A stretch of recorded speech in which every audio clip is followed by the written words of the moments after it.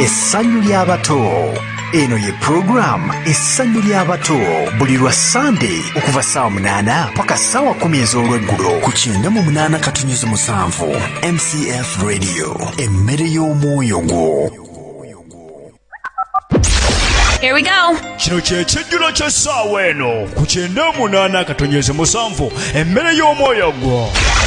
Kakati kankulageko katono kutya Mukama Katonda kwegamba oyinza okusanga omuntu nvuka mulokola ali wali beemola n'akawala olulengera omusumba n'alyoka yeekuba ensiku ne Katonda badde taliwo wangi badde waali atidde musumba okusinga Katonda. Njagala oyiga okutya Katonda butereevu. Kati bw'otya Katonda butereevu waliwo omukisa. Zabbuli ye Psalms 128, Zabbuli 128 mu lusooka. Alina omukisa buli atya Mukama. Gamba nkutwala olwaleero bw'okola okwagala kwa Katonda mukisa gwa kuyira butereevu. Alina omukisa ng'atya Mukama, atambulira mu makubo ge. Ng'otambulira mu makubo ge, kubanga onoolyanga emirimu egy'emikono gyo. Oliba wa mukisa era oliraba ebirungi. Yes. Mukazi wo aliba ng'omuzabbibu ogubala mu nju ez'omunda mu nnyumba yo. Abaana bo ng'amatabi g'omuzeyituuni nga beetoloola emmeeza yo. Laba bw'atyo bw'aliweebwa omukisa omuntu atya Mukama. Mukubire mu ngalo omuntu atya Mukama Katonda. Ekyo kye kibadde ekijjulo ky'essaawa eno ku 98.7 emmere y'omwoyo gwo.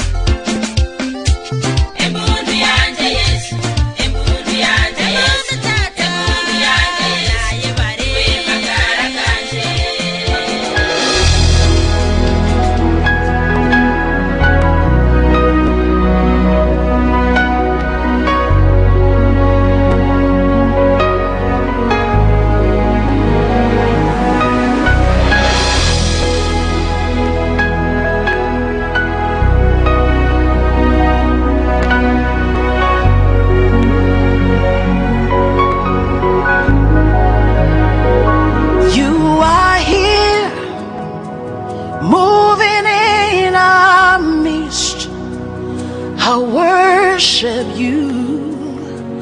I worship you. You are here, working in this place. I worship you. I worship you. You are here, moving in our midst. Buterevu tukomyewo oli ku 98 katonyeze musanvu era ngoli mu program y'omukwane nganze nnyo muwanguzi tawanika mukwano ebintu byonna munango obiwulidde naye engalo n'akalulu byonna biddire Katonda waffe oyo atasobola kutuvaamu atasobola kutwefuulira wadde entalo zonna ziringanga zenkana zityakkiriza nti ojja kuziwangula era mu kusaba kuno n'okusiiba manyi nti bingi byogenda okuwangula kkiriza Mukama buli ango yonna ojja kubaako woova ate ojja kubaako wootuuka tukyalina omuwanguzi waffe era nga mu ddakiika zino tujja kubanga tuyingira mu masimu manyi nti mwagalinze dda naye kansooka empiseewo ekirango kino prayer conference 2018 omutume Michael Kimuli owa CDMI ayita abantu mwenna mu lukuŋŋaana olw'okusaba nga luli wansi w'omutwe ogugamba nti turning point okuva ennaku z'omwezi nga 10 mpaka ennaku z'omwezi nga 15 December 2018 essaawa 2 ez'okumakya mpaka 2 ez'ekiro awo MTN Arena erugogo kumpi ne Game Shoprite. Abasumba bangi nnyo abagenda okubeerayo wakati mu nnaku ezo ez'okusaba era nga mukwano w'enjogerera abasumba ab'enjawulo bagenda kubanga babeerayo Dr. Serwadda, Pastor Isaac Chiwewesi, Dr. John Mulinde, Bishop David Chiganda, Pastor Wilson Bugembe, Apostle Paje Scotty, Pastor Excel Mupuriba, and Pastor John Apostle John Bunjo, ne Pastor Michael Kimuli the host, n'omwereza wa Katonda Pastor Tom Mugerwa. Bonna bagenda kubeera n'abasumba bala mukwano bestasobodde kwogera naye bonna bajja kubanga weebali era bakulinze. Mu ddakiika ezifaanana bwe ziti tugenda mu maaso n'omuwanguzi waffe era nga tumaliriza programu yaffe eno muwanguzi tawanika. Maama w'abaana olinayo akatalekeka? Ninayo akatalekeka kambuulire.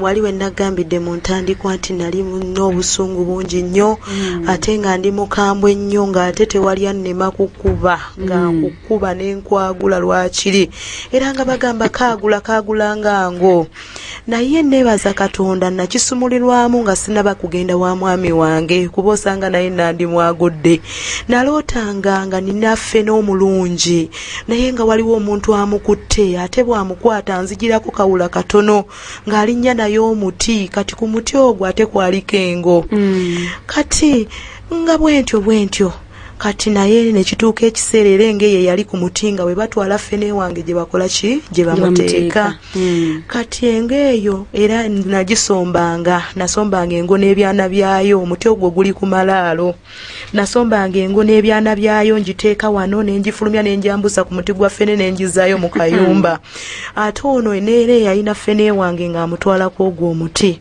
omukisa gwo naye neebaza Katonda twasomanga ebyawandiikibwa bingi nnyo wano Bayibuli ewegambira nti n'endagaano gye mwalagana n'okufa erijjurukuka n'okutabagana kwe mwatabagana n'amagombe tekulikola ki tekulinywera Isaya 28:18 kati nasaba nnyo Katonda era engeeyo nagiwangula n'ebyana byayo bye nasombanga kubanze nagisombanga era wano mu buliwo nazitoowererwanga nnyo ku nsingo yange wabeerangawo ekintu ekituddewo naye nali mukambwe nga ate nga ne sayinizi zenkozesa njagulanga ngo naye Mukama yakinsumululamu emwami wange sandifumbyeyo era naye neewuunya nnyo obusungu wali mukambwe obusungu nalina obusungu bungi nnyo Abasudani babatenda obukambwe naye nze nabasirisangira tebanjoganga ne mugamba mwami wange wa Pastor Tom we nasumulirwa singa yango badde olw'obusungu naye kati n'ekintu ekyali badde kinyiza omuntu sikiraba mu buzibu ebyanyizanga sikyabirabamu n'omwami wange buli lunaku ayongera okuneewunya nga mugamba dadi era dadi yamuntuma nga mufunye yangamba mwana wange sooka ondeetera omulenzi oyo mulabeko ndyoke nkusabira omukisa ne muleeta n'amulabako omulenzi n'amusiima n'amuwa omukisa n'atuwa omukisa era dadi bambi tribulation gye yatuwa dadi yayimirira naffe mu mikolo gyaffe egy'embaga era mwebaza olwaleero oli mufumbo olwaleero ndi mufumbo era yangamba mwana wange genda ofumbe era nfumba ate bannange mukama atuwadde ekisa ffe buli lunaku omukwano gwaffe gweyongera musumba bagamba mbu gye mukoma okumanyirigana mbugusalika naye nedda ate ekirala omwami wange neewuunya naye mbadde wano bingi byensumuluddwa okuyita mu kifo kino ate nga n'olukuŋŋaana lw'abafumbo era nkwetaaga bannange ennaku z'omwezi nga 15 ate ojja kwongera okuyiga bingi nnyo mwezi ki January ono bannange nja kwetika omwami wange muleete omwami wange abantu baneiba baffe beegomba nnyo bagamba abula nayesega wawasa omukazi tebamanyi gye nava naye Yesu ankyusiriza mu kifo kino n'abe waffe banneewuunya engeri gye nakyukamu mukama yatukolera embaga mami mukama yakola embaga nze gawuni gye nayambala yali ya $2.2 era gawuni gye nayambala yava bweru changing dress bonna babingulira bannange nebaza Katonda yatukolera omukolo gw'embaga abe waffe bajja ne bagulabako ku kiri kye baalaba eri baalinya ne bava ekasanda paka kangulumira twagenda okutuuka nga batuuse dda bannange mukama ne yeegulumiza bingi byensumuluddwamu naye mukama bawa omukisa katulabe kubanga ebibuuzo bibino olina bingi ate n'amasimu gatandise katweyo bannaffe bannamukisa mukwane namba y'essimu tuyina mukama yatuwa omukisa nti ne MTN naawe osobola okukubako eri 0393217885 ate eya Airtel 075911987 mukwano gwe yakatwegattako fenna tugenda kubeera bulungi. Hallo njimusa ku ddoboozi Amina mukwano omuwanguzi Yesu yeebazibwe maama oyogerako ne Babula nsanyusa okuwuliza kati waliwo wagamba lulinga omaze okukola kusinga ne wabeerako like olugambo n'akubira omwami wo kituufu yamukubira oba kituufu omwami baamukubira yawulira ata ate omwami kyamuyisa bubi nnyo era ya omutwe gwamuluma nnyo kumpi n'emmere yamulema gye twamufumbira kati bambi waliwo ebyawandiikibwa bye wasabiramuko nange onyambe kati obufumbo bwali buganye ekisooka naye nabuuzanga nnyo mukama mu kyawandiikibwa kya Yeremiya 3:3 nti mpita nange naakuyitaba nenkwolesanga bwe biri ebikulu n'ebizibu by'otomanyi 3:3 naye ate entalo ze nawangula awo mukama ze yambikkulira omwami okujja gye ndi nze sikyali kasaali wakufumbirwa singa si Yesu nalwana bingi naye ekyawandiikibwa ekyo mukama namugambanga waliwo n'ekirala tujja bigatta wangi mukwano tumba mukama yebaza awe wekitiibwa Yesu yeebazibwe maama mbadde mbuuza yennyabo wasumulula otya mu busungu kuba ndabika osawuliddewo bulungi kati mu kusumululwa mu busungu nina ekyawandiikibwa ngenda kikebera ekyokusumululwa nasabirako ne mu Zakaliya mmeka Zakaliya 9:11 olw'endagaano y'omusaayi gwa Yesu ajja abasibe be mu bunyo obutali mu mazzi ekyo nakyo nakisabiramu ne ngamba mukama olw'endagaano y'omusaayi gw'onsumulula mu busungu naye mukama yansumulula. Amina. Hello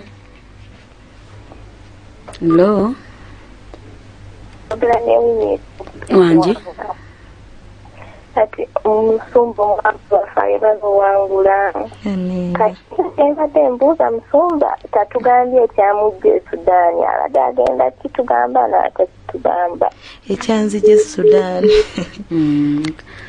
waliwo akaseera nga kali zigizigi obudde nga budduka kabagambe tesi kinene ekyanzije Sudaani olutalo luno olw'omwaka guli ogwaggwa ebintu byonna babiyoola yawo bategerawo wangi munange mukama waffe amina nga munayo okola yangu wa mama mukwano obudde kubanga ninaye nange nulungi naye n'otoolako kusentoza mukama ngendo labe bitambula naawe obadde otuulako nga ntoolako nga ngamba museveni naye nga zensobi zivaawo tezisobola ku nange oli kagaati ate ng'ebisinga bibyo onaagambye atya tuli kuba online church sister w'omukulu ali ku ki from Germany senga akyaliyo bigattaawo ya sister wange omukulu yetannalokoka yasiramukira mufumbo naalongo kati ewa abaana babiri senga gyali mulamu namuwa gomesi esinga obulungi okulaga nti namusonyiwa onabuuza nti olugoye abaali balututte wagenda n'olugjayo olugoye abaali balututte natuma omuntu n'alugjayo omuntu ye namubulira ekituufu nti sobola kulwambala era saddamu dwambala. Okay. Wanje munange. Hello. Amina. Mwangu za pesa yazwe. Amina mukwano. Mwangu za wangu loti yo musajja akugoba nangiza.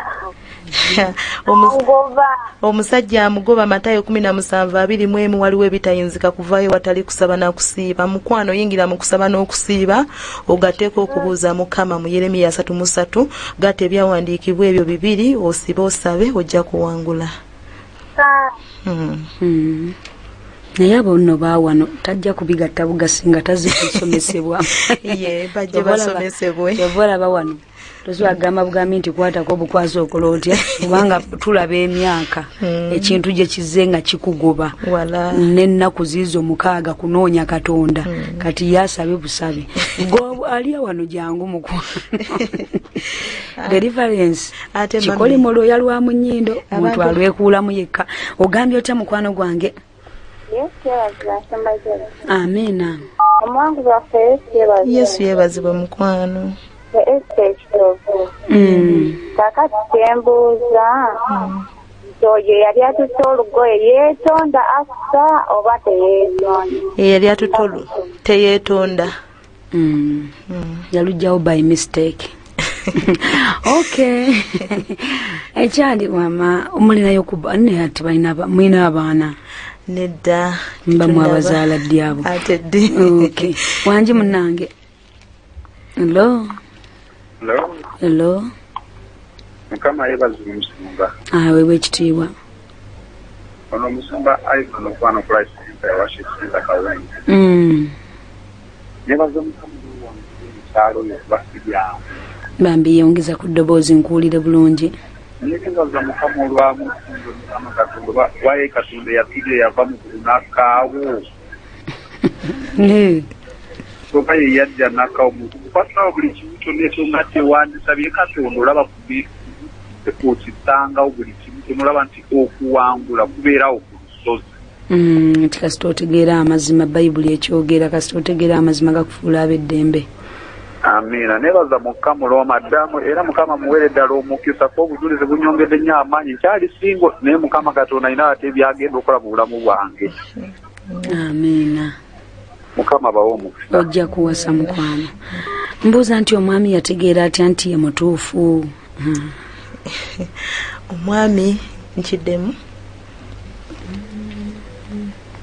Omwami ye namugamba nti nno omuntu gwendi naye range n'ennaku zisembedde bula emyezi ng'ena. Naye yayingira mu kusaba n'agamba mukwano gwoyo gwe yayitamu andabe n'agamba wadde omuvubuka oyo agamba nti agenda kuwasa mmase mukazi wange tajja muwasa ayina olunyiriri lwatera okuŋŋamba n'agamba ndikivuunika paka nyini kyo lwalijja era olunyiriri lwe munnange lwamukolera ne lutuuka.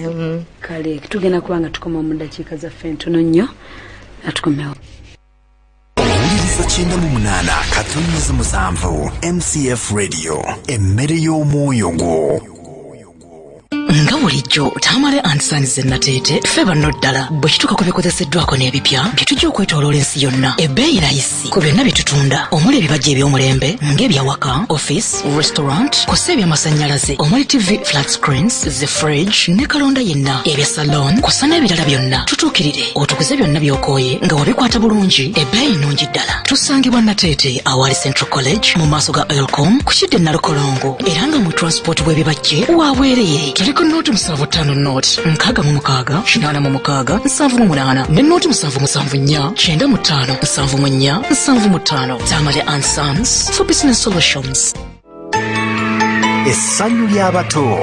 Eno ye program Essanyu ly'abato buli lwa Sunday okuva saa 8 paka saa 10 ez'olweggulo ku 98.7 MCF Radio emmere y'omwoyo gwo. Embeera buli lwa Sunday okuva saa 6 okutuuka 8 ez'emisana ku 98.7 MCF Radio emmere y'omwoyo gwo. 98.7 Kampala 96 Fort Portal 13.9 Iganga MCF Radio emmere y'omwoyo gwo.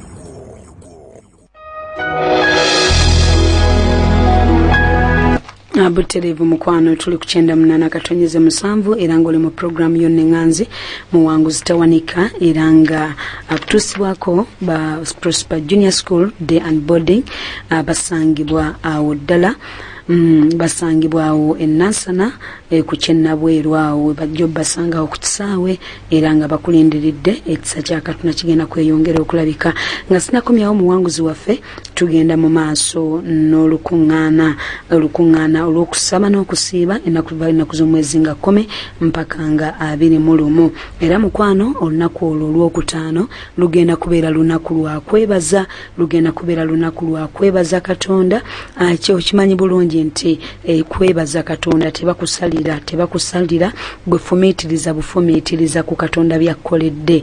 Zabbuli 5 olunya olw'14 ojja ddula abalugamba nti owenga Mukama saddaaka ey'okwebaza era nawe osasulenga obweyamo bwo era naye buli muyita mu kiseera ekyokunakuwala naye alikola atya alikuviirayo nakolera ebyekisa ojja ddusoma olunyiriri olwo mukwano nga tumaliriza naawe ne bw'obeera ng'oli bweru naye ng'obadde mu kusaba n'okusiiba ekiweebwayo ekyokwebaza kyo ojja kuba ng'okisindika ku nnamba y'essimu gye ŋŋenda okuba nga nkuwa eri 0772 ojja kuba ng'okindikeetingako nti okwo kwebaza kwange ate ennaku z'omwezi nga 31 olunaku lwaffe olw'ewankulu ku mukwano mulumanyi bulungi nnyo tugenda kubeera nga tumalako ekiro ekyo nga twebaza Katonda era nga tuyingira mu mwaka gwaffe 2019 olwo nno mukwano awo okitegeera bulungi nti nakyo ebintu bingi ebyetaagisa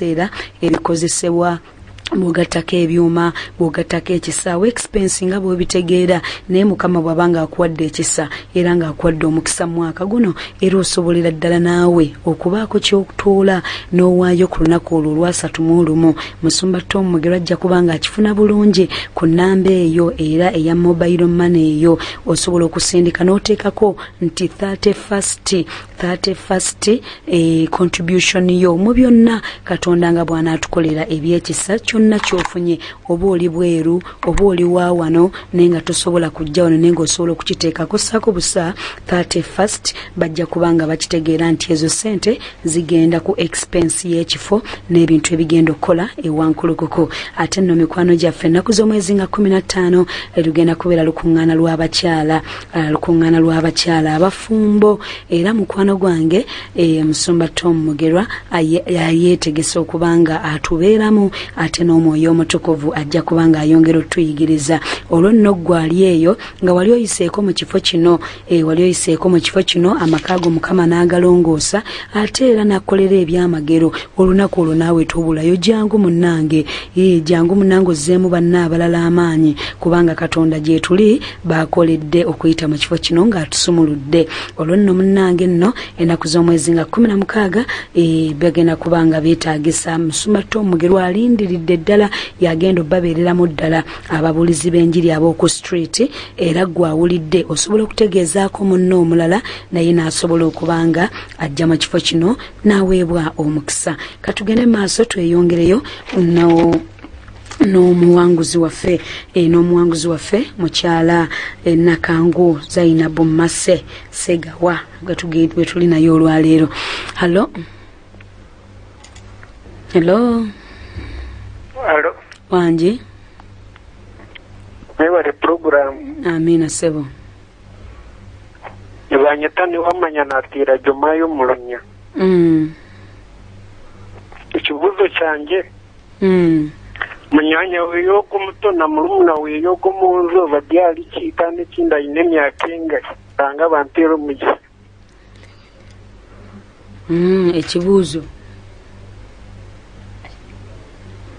alaika olulimi ndoza talutegedde ku luno olulwo leero ono omulala olina emyaka emeka? Nze saawa eno ngenda kuweza 29. Bannange ng'okyali muto nnyo wayita mu byali bingi. Hello. Okama yebaziba omusungu. Amina. Kane mwebale kuweereza. Amina. Akinze bantu Aisha nve n'obulindo. Naye sikulira bulungi. Yogera nze nkuwulira mukwano. Kati nze mbadde ngamba nti omuwanguzi waffe yebale kuwangula. Naye kati nze nange ndi mufumbo naye eyo mutunde n'akajjayo 2 times. Naye kati nina omuntu annumba ali mu kifaananyi kya ssenga wange olw'embeera nga nina kye ŋŋenda okukola. Kati awo nga nnumba nga ŋŋamba gwe lwaki ogenda kukola ekyo nze nakikola. Kati simanyi omuntu oyo wensobola mmugira. Kakati wano lwaki muneeti wakomawo ate? Lwaki tokomawo waneeno bw'obanga wasobola okugjawoko? Ngenda kukomawo ku lunaku lw'abakyala kuba transport abeera nsumbuwa. Funayo ennaku zo wati nga n'olw'abakyala terunnatuuka nnaku nga 2. Ojje munnange mu kusaba kuno n'okusiiba bijja kugenda. Kale musumba neyanze olunaku lw'abakyala luliko Saturday oba Friday? Saturday maama. Saturday kale neyanzanya Omukama abawe omukisa n'omuwanguzi waffe Mukama abawe n'abalongo. Amina. Anti abantu Musumato mwatugamba new level new devil obuwangula kino ate ekirala nekikola ki naye kusigala nga tuli mu maanyi agalwana ne tukola tutya ne tuwangula. Onage Pastor Jejje when is our very own daddy and Pastor Tom Mugerwa gonna be on Muwanguzi Tawanika. Mumwagala munnange mukisabire tumusabire lukoze birungi Nick nyonyonyi banange Pastor Jejje, please repeat for us the number for Thanksgiving. God bless you. Okay, mikwano, enamba gyoba osindikako okwebazaako osobola okuteekako okwebaza oba Thanksgiving nekisobola okubanga buli kintu kigenda we kirina okukola ki we kirina okubeera. Enamba eri 0772 42 74 52 077 2 42 54 okyawula bwe kuba kwebaza saako Thanksgiving mu Luganda okwebaza bwe kiba kya wankulukuku 31st ng'owagira 31st support eyo saako 31st kirina buli making sure ng'ekiweebwayo ekyo kigenda awantu awaki awatuufu wona aba okisindikidde kijja kuba nga kituuka bulungi. Wangi munnange. Hello. Yimusa ku ddoboozi. Amina. Yesu yebazibwe maama. Mukama yebale kuwanguza nze nebaza Mukama eyakuwanguza obwo bulungi bw'oyitamu bwonna oba okubonabona nze mumanyi naye Mukama yebale yakuwanguza. Amina.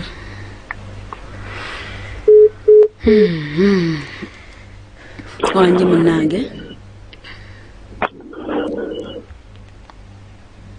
Hello. Hello. Wangi. Mukama yebaze. Aweebwa ekitiibwa.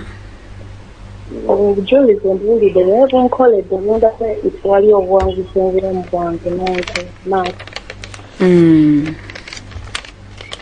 Naye nange nina ekizibu kyonna like endoota ebirooto mbyerabira oba lwaki nzeekakolakyonga mbyerabire.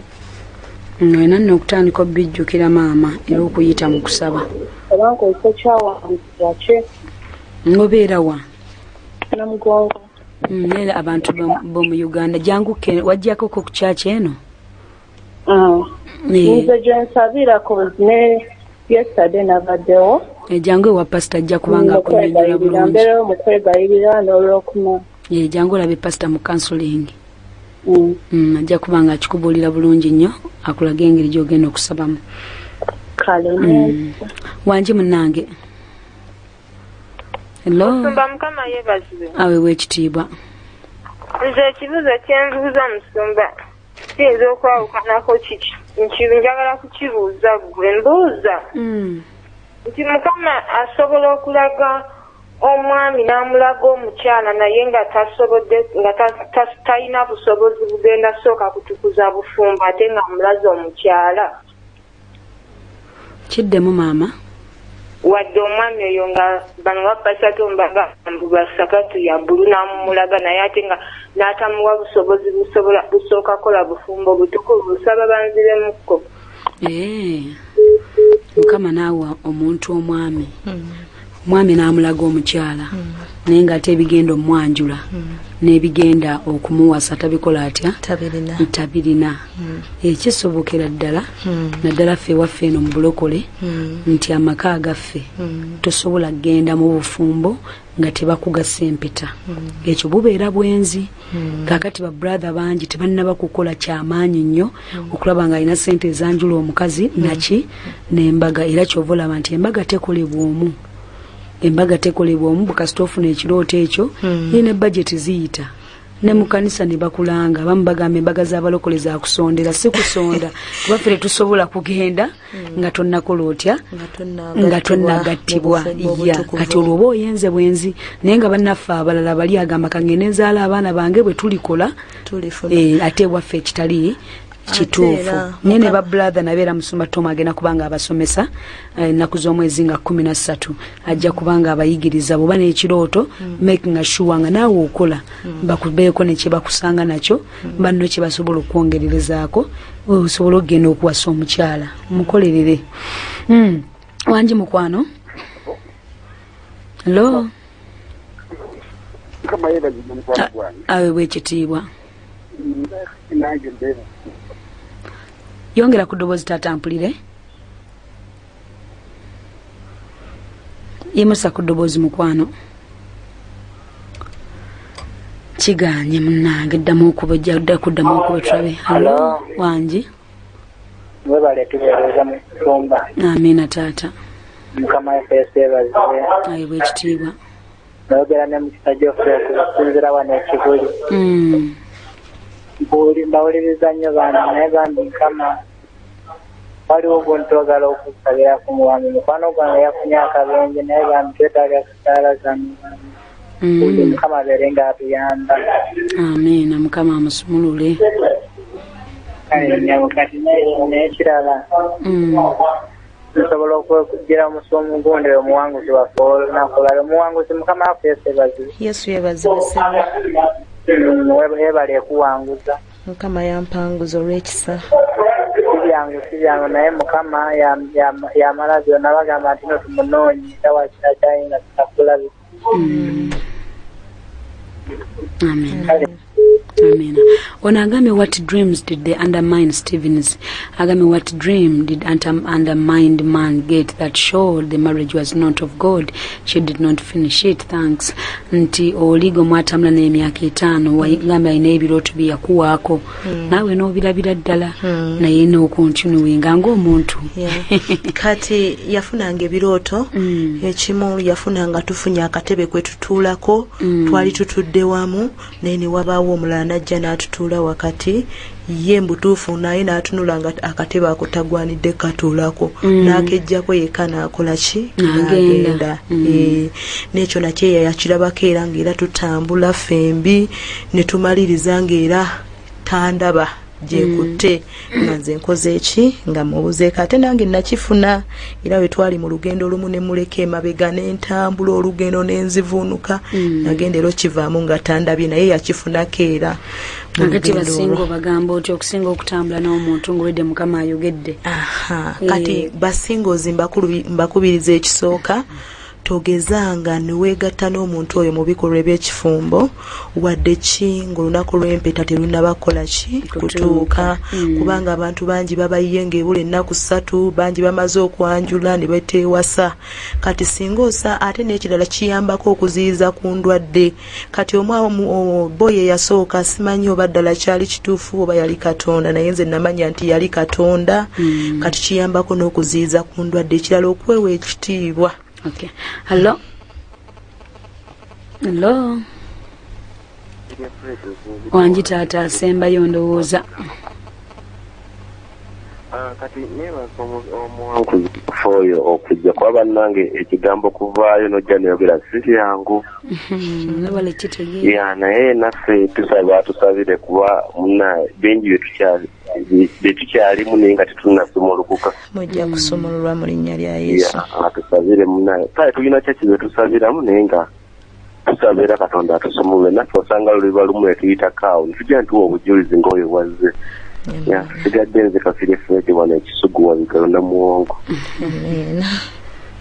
Nyina ekintu kyanjagala okukilalifayinga gano ge mazima manyi mutundu effe tetukweka kyovula omuntu mugamba tetwetaaga kutusabira busabizi genda mu kanisa y'abapya bakusomese kubanga ekikolimo wano tukiyita lwoya lwamu nnyindo kyovula biro omala kuva eri mu kyaki omusumba nakukwatako tuli bangi wano omusumba tomuwa omwagalira omufuna naye tasobola lwaki tutambulira ku kyawandiikibwa kiri mu Kkungubaga 2:14 akigamba kitya nti 2:14 kanki basomere in fact nga maliriza lwati twagala kuleka abantu mu suspense onagamba nekyawandiikibwa wakimpa naye nembisaba ne bitakola bitya ne bitagira bambi kamba yambe Kkungubaga 2:14 kati mpulidde taata ali wano Kisugu abebweru babano bazze balinnya ennyonyi ekirala mami ekirala katono nnyo bwe nabeereranga e Sudaani nabeeranga n'ennyonta nga njagala okujja naye nga ndi wala nnyo naye omuntu bw'obanga oli Uganda wano tulina omukisa munene nnyo ensi gwetalina ab'emikwano mujje musumululwe nze nalina ebizibu ntuumo naye kaakati nina obujulizi ntuumo ngulumiza Katonda lwekyo n'ekiralo ojja n'osomesebwa mu kusomesebwa bingi nnyo omuntu byatasobola kufuna kati naye muveeyo mujje musomesebwe musumulukuke mufune eddembe kanti basomere Kkungubaga 2:14 lugamba nti bannabbi bo bakulabidde okwolesebwa okutaliimu okw'obusirusiru so tebakunnyonnyodde obutali butuukirivu bwo okukomyawo obusibe bwo kakati abasumba Mukama tumwebazira 31st yine egenda kutuuka kyangu nnyo bw'oba okyali musibe ne bwe bakulagula ebyenkanawa toliraba ku bye bakulagudde ne bw'oliroota ebirooto eby'amaanyi tolibituukako kyovula Bayibuli esomesa egamba nti baafa babirengera buki bulengezi naye ne batakola batya ne batabikwatako kakati bangi tuyingidde mu mbeera eyo olwota binene naye ogenda okuzuukuka ng'ebintu tebitambudde omwaka n'olowooza nti era katugenda kuwanika obutebe haleluya nkitwala omusajja ne babanga gwe baateeka ku nfudu so kati mikwano abalungi weetaaga okunnyonnyolebwa ekyanoomanya obusibe bwavaawa obusibe bwo ekyateri agenda kulumbaganira bintu bya kikakyo gw'omanya obusibe byoloota gw'obitegeera n'omuntu gw'oloota omukola otya kati ovula nti bw'otuuka mu kifo kino obyekwatiramu omusumba ajja buzi kukiriyalinga kuyambako nesi yakukola atya kiringa mukyala obuvunanyizibwa bwe okusindika omwana omuzaalisa ono n'akuyambako oliose tokirese bulungi buvunanyizibwa bwo era kasitoonafuwa bwoti omwana ng'akola atya so mukwano ekifo kino bwe kityo bwe kikola njala kusaba abantu abali mu Uganda ndoza kamalirize wano njala kusaba abantu banna Uganda omuganda waliwo olugero lwe bagamba nti okuliraana ennyanja sikulira naye ffe ekyo kireme tutuukako mpulira ennaku sinnaku mpulira essanyu abeebweru nga bavudde Amerika kati baba nowe bali wano buli yavudde mu Amerika abalaba bavudde Sweden babo bazze ne live tebagifunye genda mu family zaabwe agane wakiri kansooka embeereko waneeno mu bapya nsobola okufuna nakati weebali basula wano mu mpewo ate era bagenda kufuna obujulizi so mikwano oba sitaani ayagala oba tayagala sitaani aleme kutulemesa okuva n'olwaleero emizimu egyo egituwugula abamu wajjawo dda mu kifo kino nange nali nzizeewokko ayogera kyobulawe embeera nga njogera mu bapya mbabuulira amazima najjawokko ne mmala n'enkola ntya naye ng'obuzibe tebunaggwa so abamu wajjawo abamu agala lunaku lumu ennaku bbiri naye munnange wagenda deliverance tenakola etya mwana wange tunnasumulwa baabikusomesa naye tewabirabanga bikoze bitya nga bivuddewo kakati jangu ofuna amaki era oli agamaze musuma byonna bye baasomeseza byabadde ku nze n'akirekaawo so what so mikwana abalungi njagala okubuulira amazima ago ge mazima gensobola okugamba obutakusiisiriza ki obutakusiisiriza kazigo abanna Uganda kwate kubo wano tubeerawo okuviira ddala ku Monday mpaka Saturday emisana n'ekiro bwoba okola balansinga gamba kangweyo ddi kangweyo ekiro bamaliriza ssaawa 8 ogw'ekiro n'abantu ne beebaka n'ofuna time enagenda ku mulimu nga tosumagira kakati bw'obanga tosobodde misana jangu ekiro osobole otherwise sina kirala kyensobola kwongerako naye mu byonna twebaza Katonda yatuteerawo mutundwe ne tuyiga ebitugoba bivaawa ne tuyiga tubiwangula tutya ne tuyigwe gamba omwoyo omutukuvu tumukola tutya tumwebaza mikwano mbaagala nnyo era mbaagaliza omwaka omulungi n'amazaalibwa ga Mukama waffe Yesu amaki amugessanyu naye munaawo gayitemu ng'oli muwanguzi n'okukirawo. God bless you. Sina kyensobola kwongerako kubanga omusumba ate ajja mu studio renjogerera kati ate naffe tugende tukwataganye ebintu ebirala tuli mu kiseera kya kunoonya Mukama. Teeka emikono gyo mu kifuba mukwano gwange gamba nti ayi Mukama olunaku olwaleero nange nzija mu maaso go era onsaasire onnyanze n'omusaayi gwo era nga bwe mpulidde ekigambo kyo n'ebyamagero by'okola nange nkukkiriza n'omutima gwange era nkwatula n'akamwa kange nti ndokose gy'amannya gange mu kitabo ekyokufa ogawandiike mu kitabo eky'obulamu wali boyita abalonde bo mbeera omu kwabo. Nkwebaza Mukama kubanga ondokodde. Amiina era amiina. Maama mu ddakiika emu tusabire Saala. Amina. Ndi wakusaba Saala naye omwami wange nkwagala nnyo era sawa yonna nkomawo. Taata omulungi omuyinza w'ebintu byonna tukwebaza olunaku luno nkwebaza olw'obujulizi buno Mukama. Bangi abayita mu mbeera gye mpitamu taata naye nze nnina obukakafu obumala nti okyakola n'okusinga bwe nkulowooza. Taata omuyinza w'ebintu byonna kyenva nkusaba abantu bonna bayita mu mbeera kitange ogula amaaso gaabwe n'okutegeera kwabwe bajje basomesebwe basumululwe obulimba bwa sitaani buleme okuwamba endowooza zaabwe. Naye Mukama taata obayambe bajje naffe watuleeta lwakisa Mukama. Abantu abo baleete basumululwe mutundu erinnya lyo liddizibwa ekitiibwa Mukama. Nkwebaza olwa saaviisi eno yonna Mukama gye tubaddemu leero puroguramu eno musumba jeje ne bembadde nabo bonna Mukama. Tukwebaza obadde ggwe Katonda wange kitange tusaba bingi fenga abaana b'abantu naye oyogera mu Yeremiya 29:11 gw'olina pulaani esinga obulungi gye tuli Mukama taata nsaba pulaani zo ennungi ze ziba zituukirira ku bulamu bwaffe bulamu bw'abasumba dadi tomu muteeka mikono gyo taata weeyongere omuwangaza n'omuwa amagezi n'omwoyo omutukuvu wamu n'abaweereza bonna ab'emutundwe n'abawuliriza abaffe taata kitange nsaba omukisa gwo n'omusaayi gwo n'omwoyo omutukuvu bibeere wamu naffe mukama biremu twabulira mu linnya erisinga emannya erya mukama waffe yesu kristo amiina. Mikwana abalungi katonda wanfata kumira mpeera bankumire nsigadde ndi Juliet Juko jeje wamu n'omuwanguzi waffe Nakangu Mase Zainabu Segawa